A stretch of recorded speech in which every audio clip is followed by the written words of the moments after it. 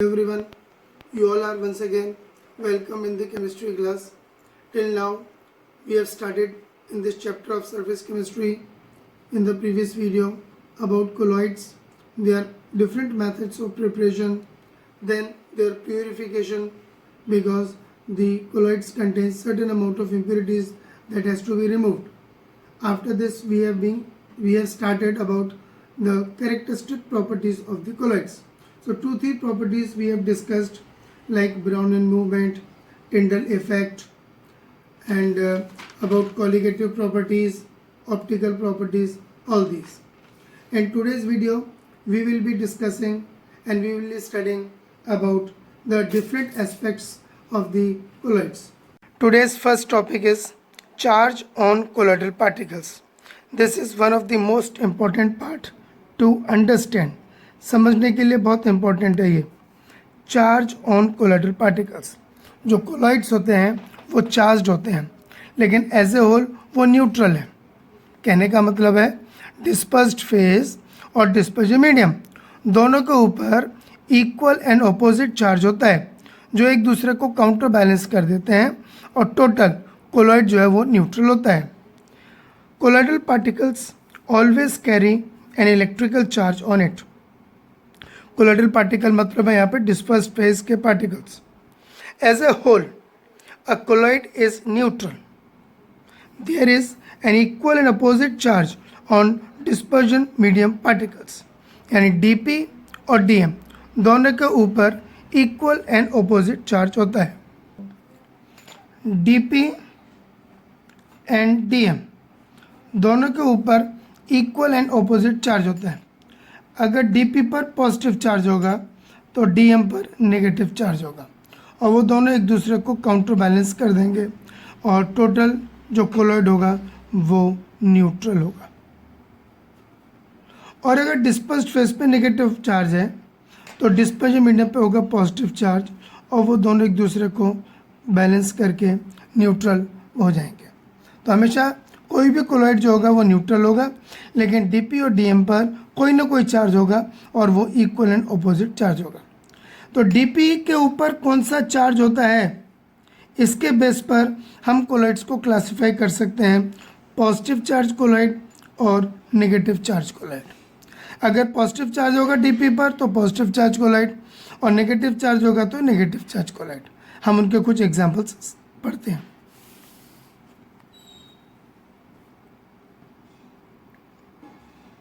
Positive charge colloids example हैं ferric hydroxide का sol, aluminium hydroxide का सॉल. आप यहाँ से समझ सकते हो मेटल हाइड्रोक्साइड का जो सॉल होगा वो पॉजिटिव चार्ज कोलॉइड होगा. टाइटेनियम डाइऑक्साइड का सॉल, मिथाइलिन ब्लू ये एक टाइप की डाई होती है, ये डाई पॉजिटिव चार्ज कोलॉइड है. हीमोग्लोबिन जो ब्लड में होता है वो एक पॉजिटिव चार्ज कोलॉइड है. उसी तरीके से नेगेटिवली चार्ज कोलॉइड्स, यानी कि कोलॉइडल पार्टिकल के ऊपर नेगेटिव चार्ज होगा वो वाले colloid. For example arsenic sulphide का कोलॉइड, कैडमियम सल्फाइड का कोलॉइड, इनके जो सॉल हैं यानी मेटल सल्फाइड के सॉल हैं वो नेगेटिव चार्ज कोलॉइड्स होते हैं.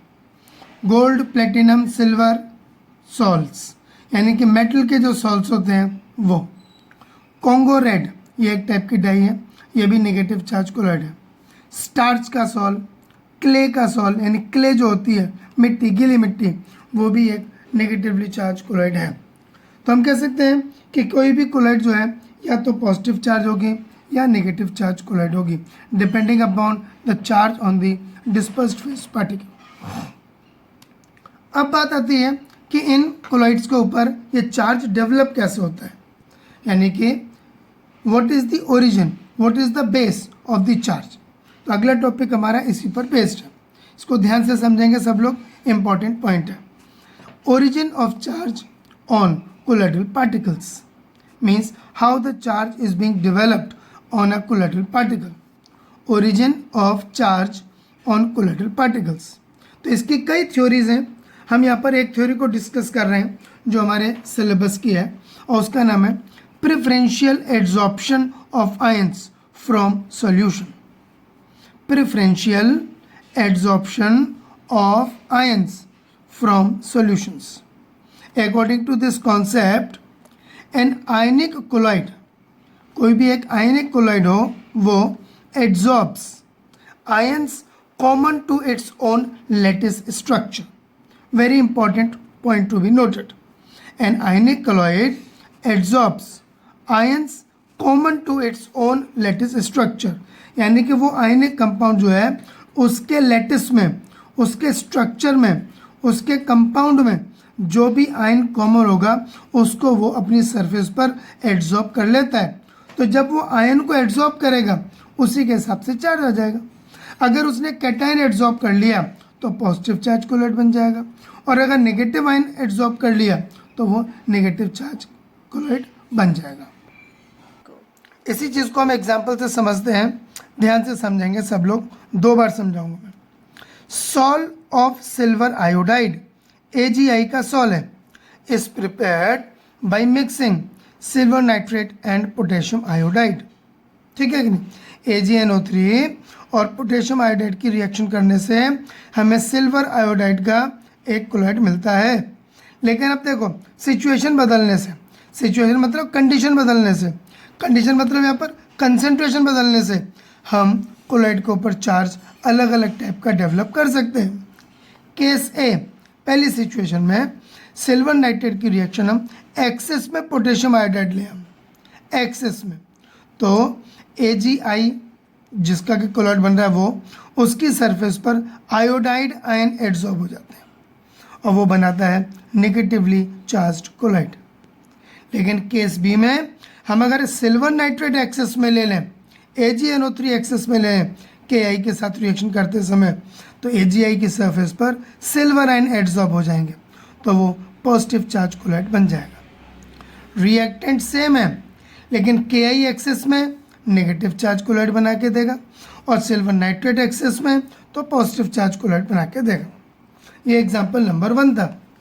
Example number 2, sol of ferric hydroxide can be prepared by hydrolysis of ferric chloride. ध्यान रखना, ये पहले भी बता चुका हूँ मैं. Colloid of ferric hydroxide is prepared by the hydrolysis of ferric chloride. तो अगर हम केस 1 में फेरिक क्लोराइड के साथ में हॉट वाटर के साथ रिएक्शन कराएं, बॉइलिंग वाटर के साथ रिएक्शन कराएं, तो Fe2O3.XH2O की सरफेस पर Fe3+ एड्सॉर्ब हो जाएगा और वो बना लेगा positively charged collide.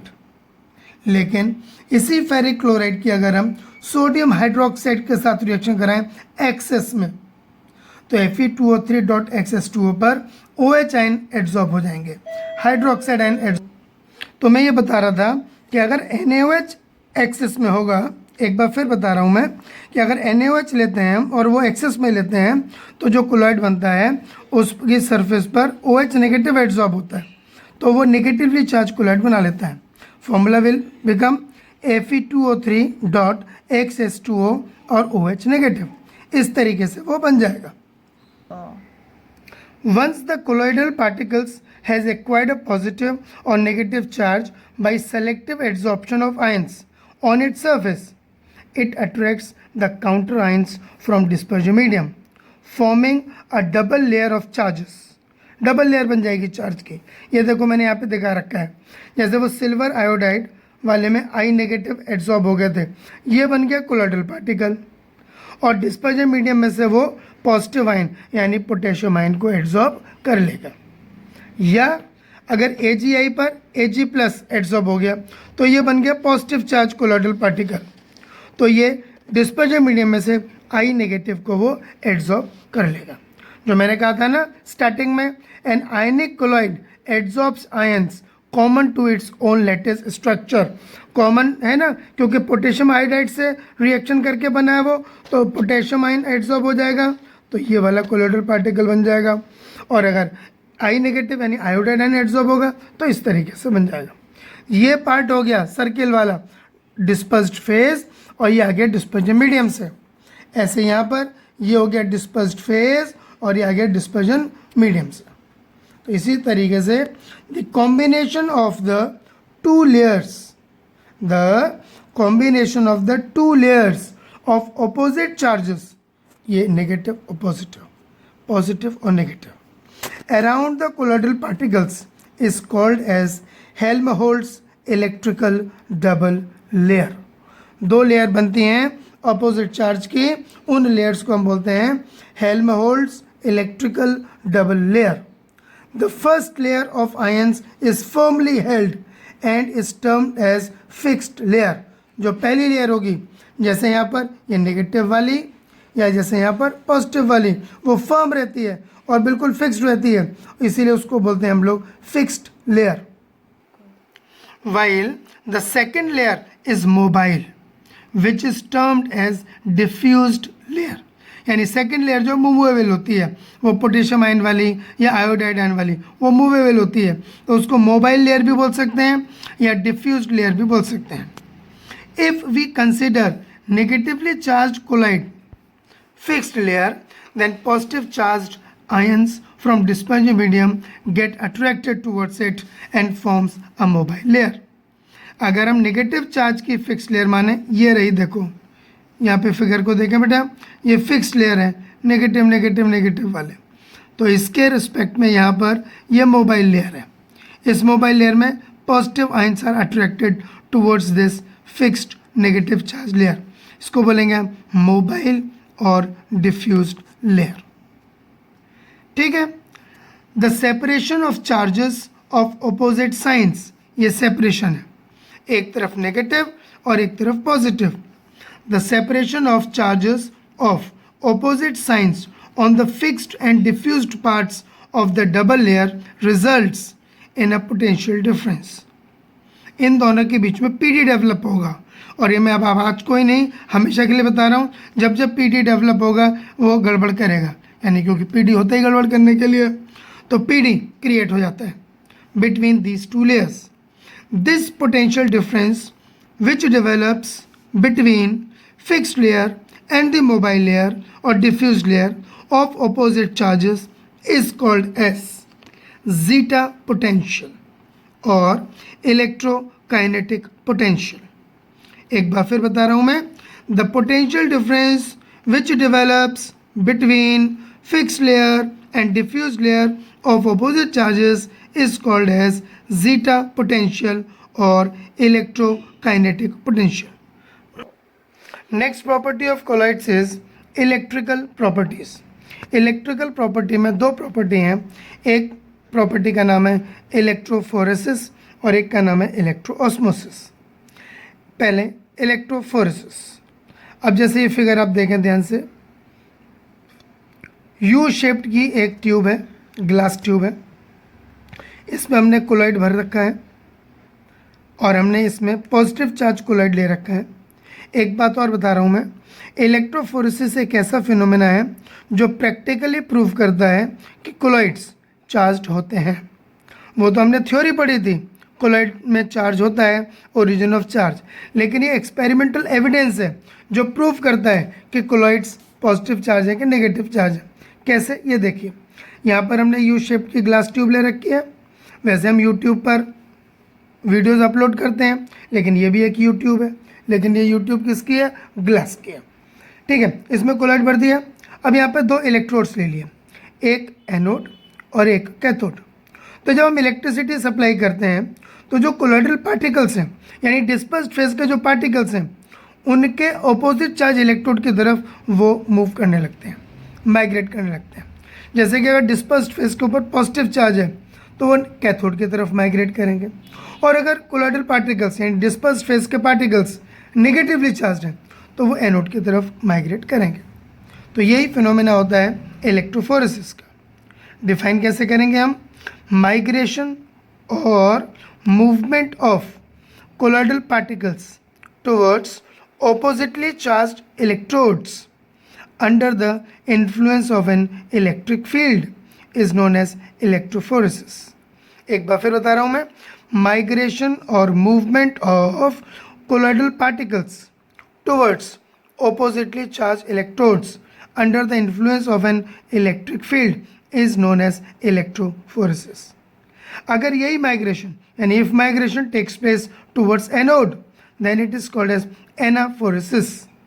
and if migration takes place towards cathode then it is called as cataphoresis. तो आप ये वाला देखो एग्जांपल, तो ये फिगर है, यहाँ पर पार्टिकल्स कलेक्ट हो गए, तो ये किसकी तरफ अट्रैक्ट हुए हैं, कैथोड की तरफ, तो ये हो गया कैटाफोरेसिस। और ये पार्टिकल्स कलेक्ट होंगे तो इसको बोलते हैं हम कोगुलेटेड पार्टिकल्स, क्योंकि डीपी के पार्टिकल यहाँ पे कलेक्ट होंगे, बाकी सब जगह रह जाएगा डिस्पर्जन मीडियम। तो इससे प्रूव हो गया कि ये जो कोलाइड हमने यहाँ पे लिया था उसके कोलाइडल पार्टिकल्स के ऊपर चार्ज पॉजिटिव चार्ज था। Next property is electroosmosis. Osmosis phenomena हम सॉल्यूशन चैप्टर में पढ़ेंगे। Migration of solvent molecules from the region of low concentration to high concentration through a semi permeable membrane is called as osmosis. तो अगर इसी U shape tube में अगर मैं यहाँ पर बीच में यहाँ पर सेमी परमिएबल मेम्ब्रेन लगा दूँ तो सॉल्वेंट के मॉलिक्यूल्स का मूवमेंट हो जाएगा, that is called as electroosmosis. The phenomena of osmosis which takes place in colloids under the influence of an electric field is known as electroosmosis. यानी osmosis का phenomena electric field की presence में, यानी migration of solvent particles, यहाँ पे solvent कौन है, dispersion medium, through a semi permeable membrane from the region of low concentration to high concentration, that is called as electroosmosis. Video में हमने बहुत ही इंपॉर्टेंट टॉपिक इस चैप्टर का पढ़ा जो बहुत ही टेक्निकल था। मतलब किसी भी कोलाइड पर चार्ज डेवलप हो रहा है प्रेफरेंशियल चार्ज की वजह से, प्रेफरेंशियल एड्सॉर्प्शन की वजह से, वो कॉन्सेप्ट किस तरीके से हम किसी भी कंटेंट को, कंटेंट मतलब रिएक्टेंट को अमाउंट बढ़ा दें तो एक टाइप का कोलाइड बनता है चार्ज के टर्म में, और उसी को हम कम कर दें किसी दूसरे को बढ़ा दें तो दूसरे टाइप के चार्ज का कोलाइड बन जाता है। ये चीज़ बहुत इंपॉर्टेंट है। और हमने इलेक्ट्रिकल डबल लेयर थ्योरी पढ़ी, एक लेयर फिक्स्ड होती है और दूसरी लेयर मोबाइल है, और एक फिक्स लेयर पर अगर नेगेटिव चार्ज है तो मोबाइल लेयर के पॉजिटिव चार्ज पार्टिकल उसकी तरफ क्या होंगे, अट्रैक्ट होंगे, जिसकी वजह से इन दोनों के बीच में पोटेंशियल डिफरेंस क्रिएट हो जाएगा, यानी कि पीडी डेवलप हो जाएगा। इस पीडी को हम बोलते हैं जीटा पोटेंशियल या इलेक्ट्रोकाइनेटिक पोटेंशियल। और फिर फाइनली हमने पढ़ा फिनोमेना ऑफ इलेक्ट्रोऑस्मोसिस एंड इलेक्ट्रोफोरेसिस। तो यहाँ तक ये वीडियो यहाँ पर खत्म करता हूँ। अब अगली जो वीडियो होगी वो इस चैप्टर की लास्ट वीडियो होगी, पूरा चैप्टर हम कंक्लूड कर लेंगे उसके अंदर। All the best.